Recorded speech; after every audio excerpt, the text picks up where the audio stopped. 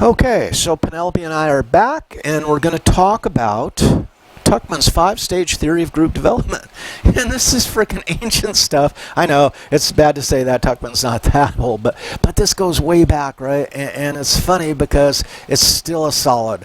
And that's cool, because I love theories that go back a ways, but we still see it exist.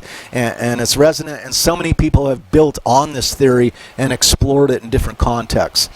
So Tuckman's 5-stage, for those of you who have not heard of it, are foreman, storeman, Norman, performing, and adjourning, right? And so what Tuckman is saying is when we enter a group, predictably, groups, teams, etc., move through these 5 stages if they want to be successful. Now, they might not move through the 5 stages, right? This theory has become established through repeated teaching as much as empirical testing. And I think that's kind of a funny way to look at it. Because what we're saying here is, what came first, the chicken or the egg? And in this case, it's probably both occur simultaneously, because we observe some of this, right, in organizations, and we say, look, this is the way organizations work, and we teach it. So now when people go into organizations, they already know it, and it's kind of a model for their behavior. And that's fascinating, right? So what do we know about forming? Well, forming is characterized by generally polite interactions and people getting to know each other. People tend to be a little reserved, and they want to put their toe in the water to feel what the water's feeling like, so they know necessarily how to behave. This is usually a time when managers need to be on the spot and provide as much guidance as possible, right? And the process for forming isn't necessarily well established. Some people use team building exercises. There's a lot of different ways to handle the forming issues, and that's where you can consult the literature. Individual roles are unclear at this time. Why am I here? What are we going to be doing? I'm not really understanding. And it's a good time to start thinking about developing, right, a mission statement. And that moves us to stage 2, which is the storming stage. And there's a bunch of stuff that's going to happen in storming. It's essentially a period of negotiation. So it's, what's our mission? And were we supplied with a mission? Do we have to create our own? What values are we going to operate by, right? So that may be some tasks that are handled at this time. Very basic things like who's going to do what, and why are we here, and what ultimately is the goal of the project. And this is a great time to get everyone on board to make sure that everyone agrees what exactly the team's purpose is. Very important to do this so everyone is rowing in the same direction from the very beginning. But expect tension, expect conflict, expect electioneering, all this kind of stuff to see who's going to be maybe the team leader if that hasn't been assigned, if you're going to use an emergent leader, who's going to record the meeting minutes, right? And every team should have someone recording meeting minutes, and those meeting minutes should be emailed to the team as quickly as possible after the meeting.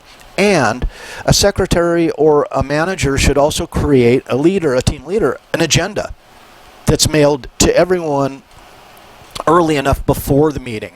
And that's often overlooked. People fail to provide an agenda, and they fail to provide minutes, right? But these become a living history of the team and their work, right? So the relationships between actors on the team can be blurry, and that's why they call it storming, because that's essentially what it is. Now, norming is relationships are understood. We've solidified, I hope, the commitment to the team goals, and the goals are clear, and then we begin to decide how the work will progress. Now, think about all the things we've done, and the team is not even involved in tackling the issue yet. When we see that teams take on too much too soon, it often represents sacrificing the time spent in forming and storming. They try to jump right ahead to 4, which is performing, that is doing the project. But norming is going to say, we're going to decide things like, we're going to solidify how team decisions are made, right? There's something we discussed in storming, and now does it have to have a majority vote? Does it have to have a unanimous vote? Where do we get information that we don't have, right? Who's responsible for that? So all the really tough work for the team is often ignored, and that would be the forming, storming, norming stages. Now, performing, this is when the team does the job, right, and starts to work on the task. Focuses on being strategic. Team runs well with little oversight, so notice management can back off, and probably is good to back off at this time, but keep their finger in the pot, so to speak, testing the temperature of the soup, tasting it every now and again, seeing what the team's coming up with, and making sure they're on point. A job for the leader, right?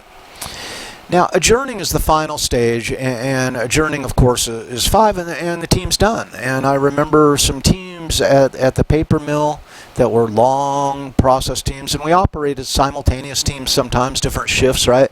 But we had one team go for about a year, and you meet every week, after work on the proper shift for about a year, and you get tight with each other, right? And you get to enjoy each other's company.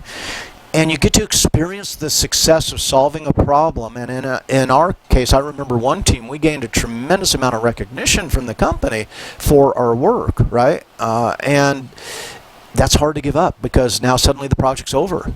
We've worked hard enough on that. We've made great progress, and we have to disband. We have to adjourn. And that kind of leaves a hole in the soul, if you like that term. The self-esteem that you develop from your group identity is now not there, because the group identity has disappeared. Right? You can get together and do glory days every now and again, but that's not the same as actively working on a project. Okay? So, Tuckman tweaked, and there's been a lot of, if you look up Tuckman, if you search it on Google, you're going to find all kinds of extensions. What do we know? Well, the relationship quality during forming might be pretty good. During storming, the relationship quality just inherently diminishes, right? Because people are jockeying for position. If norming kind of fails, right, bad norming as this diagram shows, then we see the relationship quality just diminish, and we see productivity maybe increase slightly, but maybe not at all.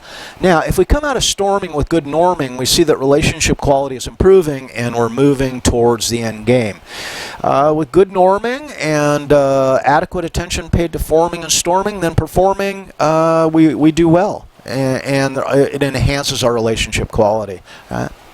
The nice thing about being on a team is when you start doing things well and you really start making progress on your project, is it opens the door now to compliment each other. Man, I really like the way you thought that. What a good idea. And notice this performing then can enhance relationship quality, but it really arises from a good set of norms, right, that dictate polite, courteous, productive behavior in the team members. We'll talk about some features of team dynamics that are maybe not so pleasant, and I'll bet that you can already in your mind come up with some if you've been in those situations. Now, based on Tuckman's work, other people have come in, and now they've offered a set of Ds, if you will, that is the opposing possibilities to this model. Denorming.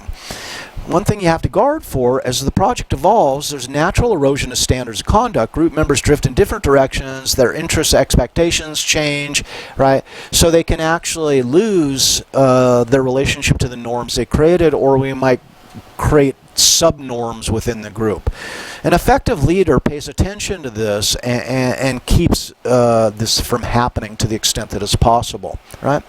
Destorming, an undercurrent of discontent, slowly comes to the surface. Individual resistance increases and cohesiveness declines.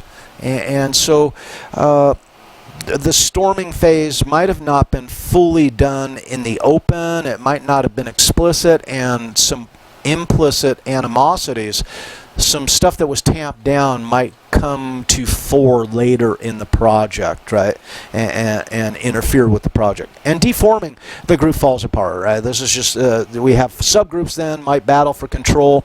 Pieces of the project not claimed by individual members might be abandoned, much to a manager's chagrin.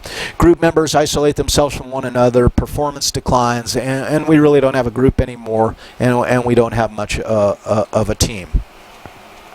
So, Any questions about this? I would love to see your questions at office hours or at our Zoom session, right? So, and that's what those times are for. Let's put it this way.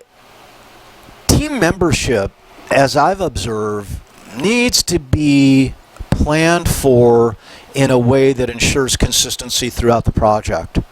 So it's really important to think in terms of, I want this team member because they bring this to the team. I want this team member because they have the potential to bring this. I want this team member. You go down the list, but then now you check schedules and you check, is this person going to be here for what we anticipate the team's lifetime? Are they going to be here for the next 8 months? Are they looking to transfer? Are they going to bail on the team halfway through? The problem is, if you remove any single team member, then essentially you're probably going to have to go back to the forming stage. Yeah, because now you have a new team member, new personality, perhaps new skill set, right? So you're going to have to reform, restorm, renorm. All those are possibilities. If you remove a team member and replace them, or if you just remove a team member, don't replace them, or if you add a team member, consider that you're probably going to have to go back to square one, probably not with the same level of scrutiny that you did initially, but you're going to have to go back and you're going to have to kind of do a redo. So, one caveat I think that's important for teams, I found in my experience, is make sure that people are going to be on board for the life of the project, to the extent that's possible. Obviously, shit happens that's outside of our control. And if it does, then expect and don't be disappointed or surprised if you have to go back to reforming or some earlier stage, if you will, and work your way up. Take a pause. Set the project aside for a couple weeks, get things back in gear, and then go on to tackle the project. So there's Tuckman, man. Tuckman and all the people who consider Tuckman, all the people who've taught Tuckman, and all the people who've refuted Tuckman. That's Tuckman. So, group development, feedback, what do we know? Well, interpersonal feedback increases over the course, and if we do it in Tuckman's terms, what we're saying is that once we get through the forming phase, right, where people are essentially polite and a little more quiet, notice that feedback is going to increase once we move out of that phase. Positive feedback tends to increase, while negative feedback tends to decrease, especially post-storming. And that's a good thing, and that's something that we should try to engender, to be ultimately as kind as we can to our team members. To learn how to talk about issues and disagree about issues without getting personal. And that's a tremendous skill to earn, right? So, oops, I'm sorry. Feedback becomes more specific as the group develops, right? I really like the way you handled that specific element of this project. Or, without this evidence that you've uncovered, we would really be flying blind. Thank you. So, it's these kinds of feedback. Notice, we'll also talk about feedback and rewards. I believe it's in the next module, and this is critical, and we're going to learn how to do it well and meaningfully. You know, there's someone who has a habit of saying, "Oh, Mark, you're awesome," right? One of my supervisors, and the other day I just got tired of it. And I said, "Look,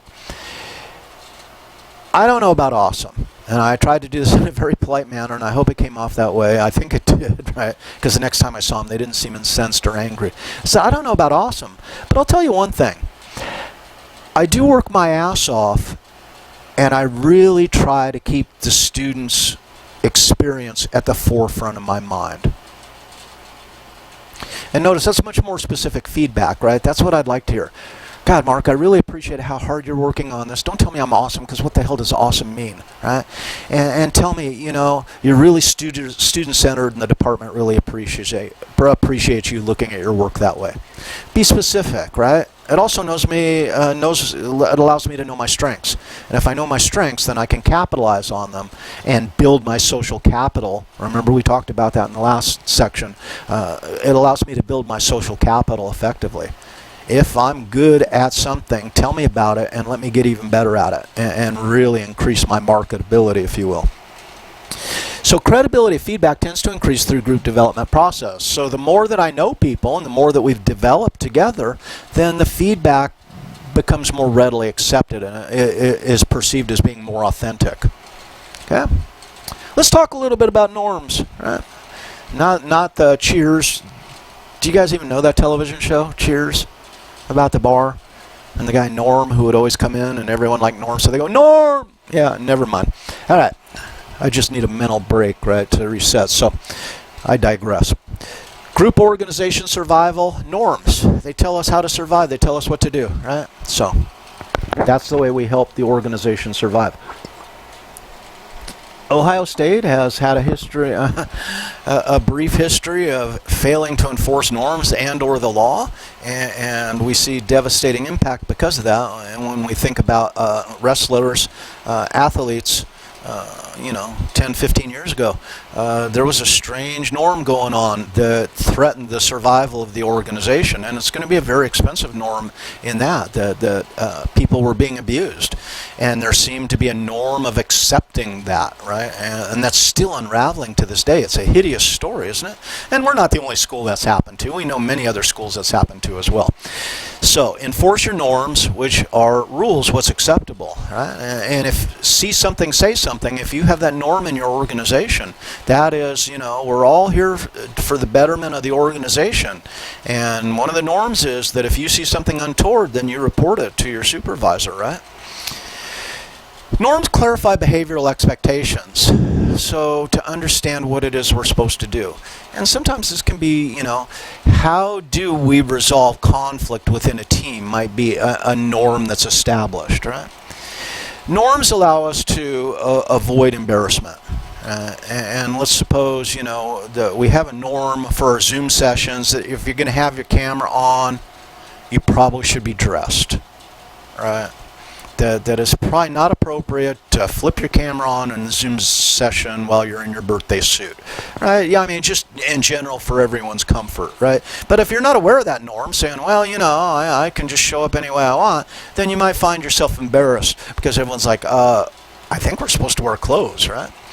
So clarification of central values, unique identity, and notice all the norms about being a Buckeye and what it means to be a Buckeye, and Buckeye strong. And when I say Buckeye strong, what that's supposed to do, we're supposed to straighten our spine, we're supposed to, push back our shoulders and work a little harder. Right? That's a norm, a central value. Yeah. Questions? Let's talk about upcoming assignment then. Maintenance roles, what are the roles, various roles, and I'm going to use two terms here, maintenance and task. Maintenance is the soft stuff, right? Maintenance is the interpersonal relations, right, for the most part. Task is the project. So we can take on roles that are consistent with maintaining the group ethos, right?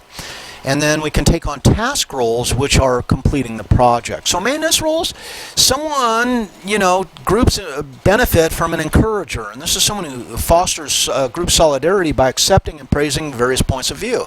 Say, wow, that's an interesting point of view. I want to thank you for sharing that. And then someone disagrees, and the encourager says, I'm glad you shared that too. Because there's obviously two ways to look at this situation. How might we resolve those, right? And the harmonizer, right? How might we resolve those? The compromiser helps resolve conflict by meeting others halfway. And this might be a role you take in the group. I see you feel very strongly about this. The rest of the group seems to consider, another point of view. Is there some middle ground that we can find, right? The gatekeeper. So we sit around and we have 3 or 4 very vocal people on the team, maybe 2 vocal people, and then we have someone who's very quiet on the team. The gatekeeper then notices at some point, 15, 20 minutes into the meeting, hey, Rudy, we haven't heard much from you. Is there something that you'd like to add to this? And so the gatekeeper kind of puts the brakes on the big talkers, right, and tries to elicit opinions from the more quiet people. The standard setter evaluates the quality of the group process. One of my favorite jobs when we were doing our total quality transformation, there's 2 of us that took on this role, and we attended an awful lot of team meetings in an advisory capacity, was my supervisor, Bill Hearn, who I dearly loved. I had amazing respect for Bill Hearn, and I took on the role of quality process advisor.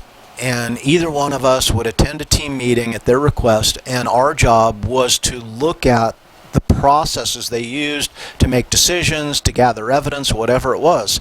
And then we would give them feedback on the quality of the process they were using. That is, we would set the standards. So if they said, well, we think it would be best to do this way, then Bill or I might come in and say, I think you're probably onto something. That's probably a really good starting point. But how can we provide empirical support for this? How can we, conduct a test to provide the evidence so we don't have to make this decision based on opinion? That is, we are always raising the bar on the standards that the group uses to solve problems. The commentator, or secretary is often the term. Commentator is probably a better term. It has less gender connotations, right? Records and comments groups on process and dynamics, right? The follower, we got to have followers within a group, and we may shift this role. Notice you don't have to do any one of these roles consistently or all the time. In certain discussions, maybe it's just better to be a follower because maybe you don't have the information, and maybe at some point ask questions for clarification. So, here we go with homework 4. Who are you and what do you do? Please list 2 maintenance roles in which you are comfortable and or you typically find yourself within a team setting. Now, do you get an idea that this is an individual assignment, right? Please explain the value of each to your group or team. So what I really want you to do is get in touch with the potential roles that are available to you and how you fit in, where are you comfortable fitting in. So this is thinking about one's role in the group. Rather than just go in the group and be, let's go in the group, but be aware. Let's be mindful of who we are. Okay? And then what is one maintenance role that you think you should probably try out for the benefit of yourself and the benefit of your group or team? So this is the personal development part. Let's bump it up a notch, as Emerald says. Let's increase your social capital, increase your value to the team. Now, task roles, right? We've got the initiator, go down this list, the information seeker, the opinion giver, the elaborator, the coordinator, right? And you can see all these definitions are straight up. The orienter, the evaluator, the energizer prods the group, the procedural technician performs the routine duties, whatever it is, the recorder, right? And now, the second part of homework 4 that I want to get into here real quick is you're going to do the same thing you did for the first part, but now you're going to do it for task roles rather than maintenance roles. Okay? So that is your assignment. Let's call it good here, and we'll go on to part 3 of this one.